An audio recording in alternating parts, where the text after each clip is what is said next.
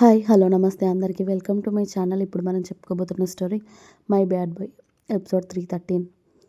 Story చదివే ముందు ఛానల్ని తప్పకుండా కొత్త వాళ్ళందరూ సబ్స్క్రైబ్ చేసుకొని లైక్ చేసి షేర్ చేయండి.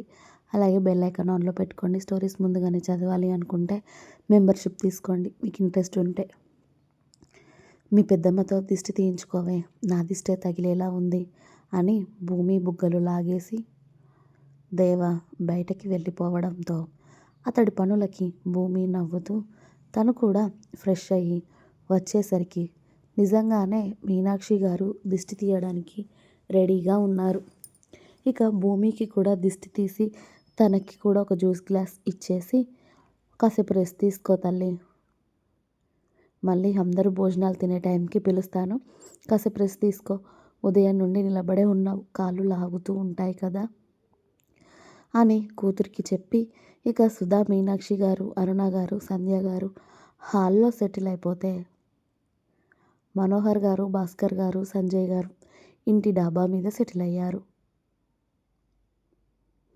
ఇక మన గర్ల్స్ అందరూ వేద, శ్రావణి, సమీర, సారిక వేద రూమ్లో కూర్చుంటే భూమి మిస్ అయ్యిందని భూమి రెస్ట్ తీసుకుంటుంటే తనకి కూడా ఫోన్ చేసి వాళ్ళ గ్యాంగ్లో కలిపేశారు. ఇక ఇంటి వెనకాల చక్కగా చెట్ల కింద టేబుల్ అరేంజ్ చేసుకొని చక్కగా కూలర్స్ కూడా ఏర్పాటు చేసుకున్నారు. మన బాబులు అందరూ రుద్రబాబు, శౌర్య, చరణ్, జీవన్, దేవ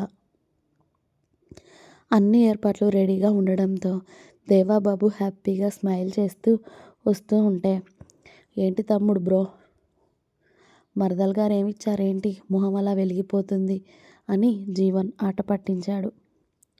వాళ్ళు ఇవ్వాలి అంటే మనకు బట్టతల వచ్చేస్తుందన్నా, కాబట్టి మనమే తీసుకోవాలి, లేట్ చేయకూడదు అని దేవా నవ్వాడు.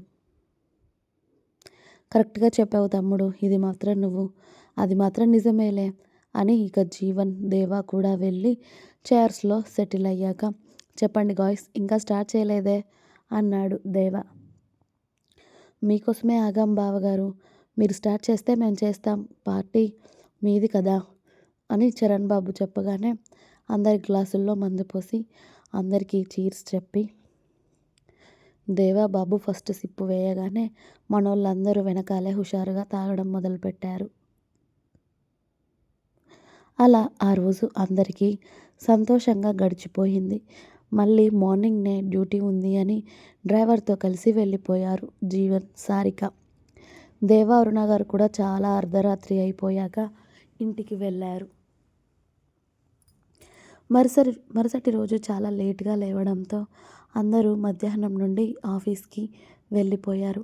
ముగ్గురు అన్నదమ్ములు వర్క్ చేస్తూ ఉన్నారు, కానీ ఏదో మీటింగ్ ఉంది అని చెప్పి రుద్ర వేరే హోటల్కి వెళ్తే చరణ్ వర్క్ చేస్తూ ఉన్నవాడికి ఏదో అన్నోన్ నెంబర్ నుండి కాల్ వచ్చింది. ఇక్కడ సమీర గారంట హోటల్లో ఉన్నారు, ఆరోగ్యం బాగాలేదు తనకి, మీకు కాల్ చేయమని చెప్తే చేశాను అని ఎవరో అమ్మాయి చెప్పగానే వెనక ముందు ఆలోచించకుండా చరణ్ ఆగమేఘాల మీద అరగంటలో ఆ హోటల్ ముందు కార్ ఆపి ఆమె చెప్పిన ఫ్లోర్కి లిఫ్ట్లో కాకుండా స్టెప్స్ పైన వెళ్ళాడు. సమీరాకు ఆరోగ్యం బాగాలేదు అని తెలియడంతో, ఇక్కడ సార్ 5th ఫ్లోర్లో అని డోర్ నెంబర్ కూడా చెప్పడంతో అక్కడికి వెళ్ళి డోర్ తట్టగానే అది నార్మల్గా ఓపెన్ అవ్వడంతో చరణ్ లోపలికి వెళ్ళగానే వెనుక నుండి డోర్ క్లోజ్ అయ్యింది. డోర్ క్లోజ్ అయితే కానీ అర్థం కాలేదు చరణ్కి ఇది ఎవరో కావాలి అని చేసిన పని అని. కానీ ఆ హోటల్ రూమ్లో సమీర లేదు, కానీ ఎవరో అమ్మాయి పూర్తి న్యూడ్గా దుప్పటి కప్పుకొని నవ్వుతూ చరణ్ని పిలుస్తూ ఉంటే చరణ్ కళ్ళు మూసి వేరే వైపుకు తిరిగాడు. ముందు మీరు బట్టలు వేసుకోండి అని చెప్పి,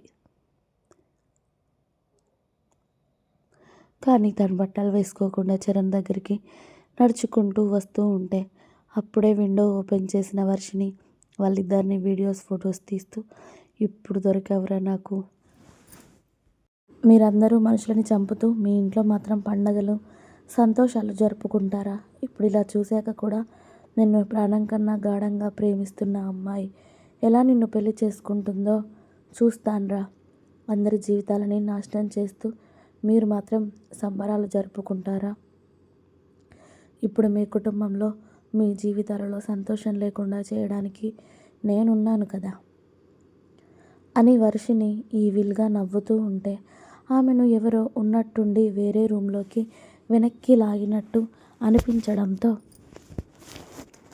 ఎవరు అని గట్టిగా అరుస్తూనే ఉంటే తనని ఒక రూమ్లో వదిలేయగానే సేమ్ చరణ్ని ఎలా అయితే రూమ్లోకి నెట్టేసి డోర్ క్లోజ్ చేసిందో తనని కూడా ఒక రూమ్లోకి నెట్టేసి డోర్ క్లోజ్ చేశారు వేరే వాళ్ళు.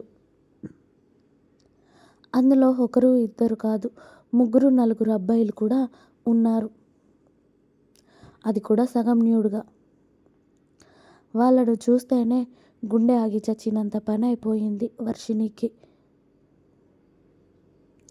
ఎవరు మీరు, ఎవరు మీరు అందరూ, ఎవరు నన్ను ఇక్కడికి ఎందుకు తీసుకొచ్చారు అని వర్షిని అరుస్తూ ఉంటే వాళ్ళు మాత్రం ఎవ్వరూ మాట్లాడకుండా సైలెంట్గా ఆమె దగ్గరికి ఒక్కో అడుగు వేస్తూ ఉంటే ఆమెకి అంతకంతకు గుండె వేగం పెరిగిపోతుంది.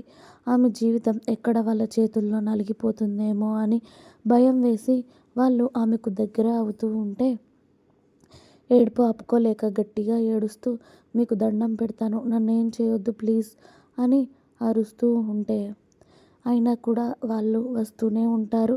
వద్దు రాకండి అని తను ఏ దిక్కుకు వెళ్ళాలి, ఏ దిక్కుకు పరిగెత్తాలి అని చూసినా 4 మూలల్లో నలుగురు మనుషులు బలంగా ఉండడం, ఆమె ఒక్క అడుగు వేస్తే వాళ్ళ చేతిలో ఆమె అవ్వడం ఖాయం అని ఆమెకు అర్థమవుతూ ఉంటే మీకు దండం పెడతాను, నన్ను వదిలేయండి ప్లీజ్ అని మోకాళ్ళ మీదకి జారిపోయి వాళ్ళకి దండం పెడుతూ ఏడుస్తూ ఉంటే వాళ్ళు మాత్రం నవ్వుతూ వచ్చి ఇద్దరు వర్షిని భుజాల మీద చేతులు వేశారు.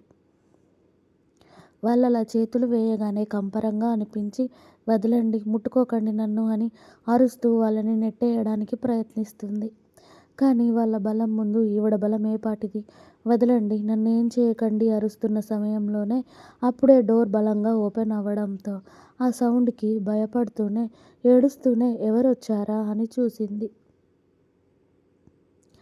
అక్కడ రుద్రబాబు స్టైల్గా బ్లాక్ సూట్లో నిలబడి ఉంటే అతడి వెనకాలే శౌర్య, చరణ్ అలాగే సమీర ఆమెనే కోపంగా చూస్తూ ఉన్నారు.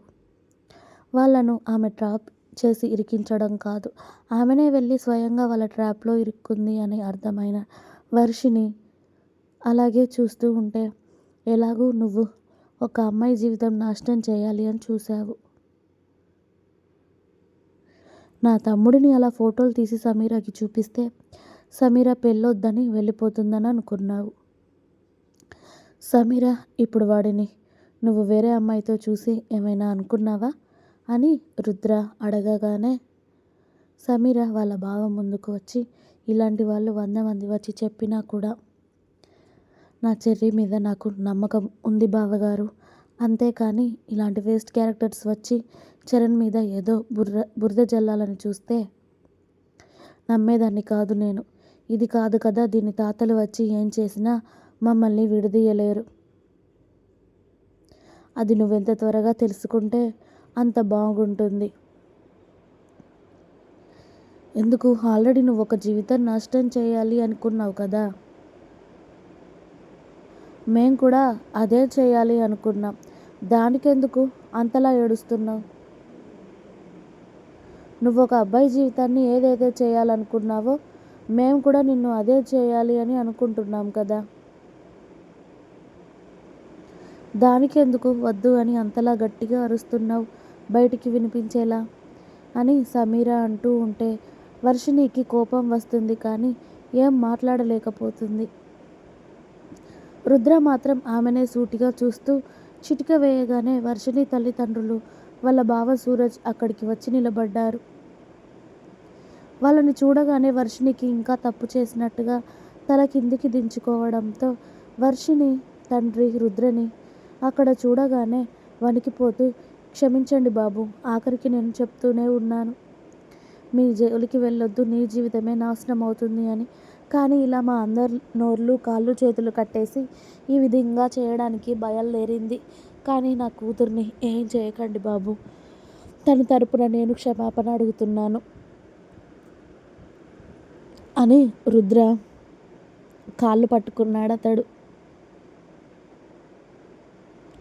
ఇంకా ఉంది. మీకు నా స్టోరీస్ నచ్చినట్టయితే ప్లీజ్ లైక్ చేయండి, షేర్ చేయండి. అలాగే ఛానల్‌ని తప్పకుండా కొత్త వాళ్ళందరూ సబ్స్క్రైబ్ చేయండి. Please subscribe my channel. Thanks for watching my video. By by. Please like, share and subscribe.